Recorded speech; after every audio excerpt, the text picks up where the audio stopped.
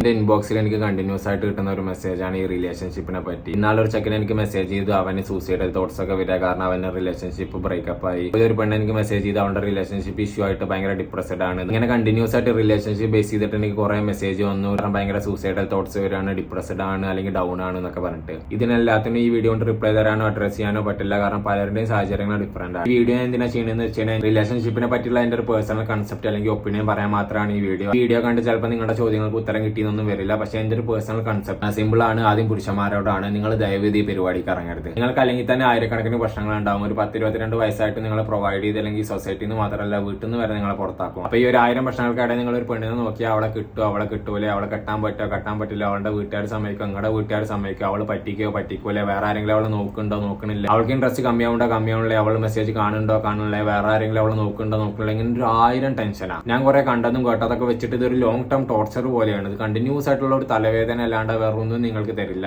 നിങ്ങളുടെ ഫാമിലിയൊക്കെ നിങ്ങളെയാണ് ലുക്കപ്പ് ചെയ്യുക, നിങ്ങളുടെ അമ്മയ്ക്കോട്ടെ അപ്പയ്ക്കോട്ടെ. അപ്പൊ ഈ 1000 പ്രശ്നങ്ങൾക്കിടയിൽ ഒരു 10000 പ്രശ്നങ്ങൾ വേറെ എന്തിനാ ആഡ് ചെയ്യണത്? അപ്പൊ ഓപ്പൺ ആയിട്ട് ഞാൻ പറയാം, ഈ പരിപാടിക്ക് നിങ്ങൾ നിൽക്കരുത്. നിന്നാൽ തന്നെ 90% നിങ്ങളുടെ ഹേർട്ട് ബ്രേക്ക് ചെയ്യാനും ചാൻസ് ഉണ്ട്. ഭയങ്കര ഒരു ടോർച്ചർ ആയിട്ടുള്ള ഒരു പരിപാടിയാണിത്. ഇപ്പൊ ആണായിക്കോട്ടെ പെണ്ണായിക്കോട്ടെ, നിങ്ങൾക്ക് ജെന്യൂൻ ആയിട്ട് ഒരാളോട് ഇഷ്ടമാണെങ്കിൽ നിങ്ങൾ എന്ത് ചെയ്യുക, മാന്യമായിട്ട് അയാളോട് പോയി കാര്യം പറയാം. അയാളുടെ ഭാഗത്ത് നിന്ന് എസ് ആണെങ്കിൽ ഫാമിലിനെ ഇൻവോൾവ് ചെയ്യിപ്പിച്ചിട്ട് കാര്യങ്ങൾ മുമ്പോട്ട് നീങ്ങുക. ഇപ്പൊ ഇതിന് മറുപടി ആയിട്ട് നിങ്ങൾ പറയും ഫാമിലി സമ്മതിക്കണില്ല അല്ലെങ്കിൽ ഞങ്ങൾ പഠിച്ചുകൊണ്ടിരിക്കുക പൈസ ഇല്ല എന്നൊക്കെ. അത് തന്നെ എന്റെ പോയിന്റ്. ഇത് ഭയങ്കര കോംപ്ലിക്കേറ്റഡ് ആയിട്ടുള്ള ഇഷ്യൂ ആണ്. അപ്പൊ മാക്സിമം ഇതിന് നിൽക്കാതിരിക്കുക എന്നുള്ളത് നമുക്ക് ചെയ്യാൻ പറ്റും. ഇനി അഥവാ നിൽക്കണമെങ്കിൽ തന്നെ ഫാമിലിനെ അറിയിച്ചിട്ട് ഹലാലായ രീതിയിൽ മാന്യമായിട്ട് നിൽക്കുക അല്ലെങ്കിൽ നിൽക്കാതിരിക്കതിന്. ഇനി സ്ത്രീകളോടാണ് പറയാനുള്ളത്. ഞാൻ പൊതുവെ കണ്ടിട്ടുള്ള ഒരു ഇഷ്യൂ ആണ്, നിങ്ങൾ നിങ്ങളുടെ എല്ലാ അറ്റൻഷനും അഫെക്ഷനും ഫ്രണ്ട്ഷിപ്പും കെയർ ഒക്കെ ഒരു പുരുഷന് കൊടുക്കും. നിങ്ങളുടെ കണ്ണിൽ അവൻ ചിലപ്പോൾ നിങ്ങളുടെ ഫ്രണ്ട് ആവും അല്ലെങ്കിൽ ബ്രദർ ആവും അല്ലെങ്കിൽ അങ്കിൾ ആവും. പക്ഷെ അവന്റെ കണ്ണിൽ അങ്ങനെ ആവില്ല. സോഷ്യലായിക്കോട്ടെ ബയോളജിക്കലായിക്കോട്ടെ ഒരു പുരുഷന് സ്ത്രീ പറഞ്ഞാൽ ഭയങ്കര ഡിഫറെന്റ് ആണ്. നിങ്ങൾ അനാവശ്യമായിട്ടുള്ള ഒരു അറ്റൻഷൻ പുരുഷന് കൊടുക്കുമ്പോൾ അവന്റെ മനസ്സിൽ പല കാര്യങ്ങളും തോന്നും, പല അട്രാക്ഷനും തോന്നും. കാരണം അവന് കിട്ടാത്ത ഒരു ടൈപ്പ് ഓഫ് അറ്റൻഷൻ കിട്ടുമ്പോൾ അവന്റെ ഉള്ളിൽ പലതും തോന്നും, അവന്റെ ഉള്ളിൽ ഒരു സ്നേഹം തോന്നും അല്ലെങ്കിൽ അട്രാക്ഷൻ തോന്നും, പലതും തോന്നും. 90% പുരുഷന്മാർക്കും നിങ്ങൾ സ്ത്രീകളുടെ കിട്ടുന്ന അറ്റൻഷൻ അതൊരു സ്പെഷ്യൽ ആവും അല്ലെങ്കിൽ അവന് കിട്ടാത്ത ഒരു സൈഡ് ഓഫ് അറ്റൻഷൻ ആവും. അപ്പൊ അവന്റെ ഉള്ളിൽ പലതും തോന്നും. ഇത് ഇവഞ്ചലി അവന്റെ ഹേർട്ട് ബ്രേക്ക് ചെയ്യും, ഒപ്പം തന്നെ നിങ്ങളുടെ ഹേർട്ട് ബ്രേക്ക് ചെയ്യും. മൊത്തത്തിൽ ഇതൊരു ഡിസാസ്റ്റർ ആയി മാറും. അപ്പൊ എപ്പോഴും പുരുഷന്മാരുടെ ഒരു ഹെൽത്ത് ഡിസ്റ്റൻസ് കീപ്പ് ചെയ്യുക, ഒപ്പം തന്നെ അനാവശ്യമായിട്ടുള്ള അറ്റൻഷൻ അവർക്ക് കൊടുക്കാതിരിക്കുക. ആന കൊടുത്താലും ആശ കൊടുക്കരുത് എന്നൊക്കെ പറയില്ല, അതേപോലെ തന്നെ നിങ്ങൾ അനാവശ്യമായിട്ടുള്ള അറ്റൻഷൻ കൊടുത്താൽ സാഡ് എൻഡിങ് ആവും. അപ്പോൾ മാക്സിമം അനാവശ്യമായിട്ടുള്ള അറ്റൻഷൻ കൊടുക്കാതിരിക്കുക, ഒരു ഹെൽത്ത് ഡിസ്റ്റൻസ് പുരുഷന്മാരുടെ കീപ്പ് ചെയ്യുക. നിങ്ങൾ നോക്കിയാൽ മനസ്സിലാവും 60-70% ഡിവോഴ്സ് റേറ്റ് ഈ ലവ് മാരേജിലാണ്. എനിക്കറിയാം എന്റെ ഈ 2 അഭിപ്രായം കൊണ്ട് നിങ്ങളുടെ ചോദ്യങ്ങൾക്ക് ഉത്തരവാവില്ല, കാരണം നിങ്ങളുടെ സിറ്റുവേഷൻസും കാര്യങ്ങളൊക്കെ ഡിഫറെന്റ് ആവും. ഇതിനെപ്പറ്റി ഇനിയും കുറെ പറയാണ്ട്, ഇതിനെപ്പറ്റി ഇനിയും കുറെ ഉത്തരങ്ങളുണ്ട്. പെണ്ണുങ്ങളുടെ സൈഡ് പറയാണ്ട്, പുരുഷന്മാരുടെ സൈഡ് പറയാണ്ട്, അവരുടെ അവസ്ഥകൾ പറയാണ്ട്, അങ്ങനെ കുറെ കാര്യങ്ങൾ ഇതിനെപ്പറ്റി പറയാണ്ട്.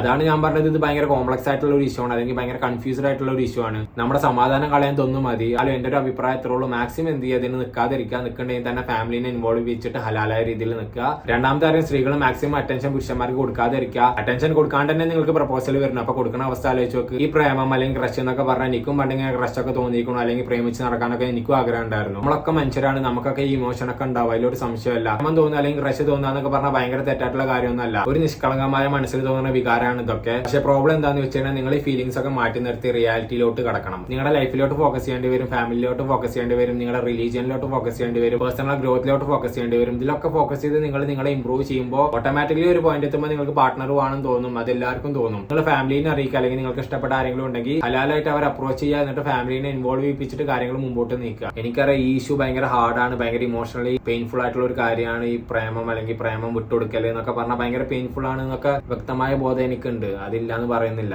പക്ഷെ റിയാലിറ്റി അതാണ് ഡിമാൻഡ് ചെയ്യുന്നത്. പലപ്പോഴും നമ്മൾ വലിയൊരു ഹേർട്ട് ബ്രേക്ക് ഒഴിവാക്കാൻ ചെറിയൊരു ഹേർട്ട് ബ്രേക്ക് അനുഭവിച്ചേ പറ്റുള്ളൂ. ഇപ്പൊ നിങ്ങൾ മാറിപ്പോണതാവും ഭാവിയിൽ നിങ്ങളെ വലിയൊരു ഹേർട്ട് ബ്രേക്കിൽ നിന്ന് രക്ഷപ്പെടുത്തുക. പ്രേമിക്കുക അല്ലെങ്കിൽ പ്രപ്പോസ് ചെയ്യുക, അതൊന്നും തെറ്റാന്ന് പറയുന്നില്ല. പക്ഷെ ഒരു ഹലാലായ വേ ചൂസ് ചെയ്യണമെങ്കിൽ മാത്രം ഇതിന് നിൽക്കുക, അല്ലെങ്കിൽ ഇത് നിൽക്കാതിരിക്കുക.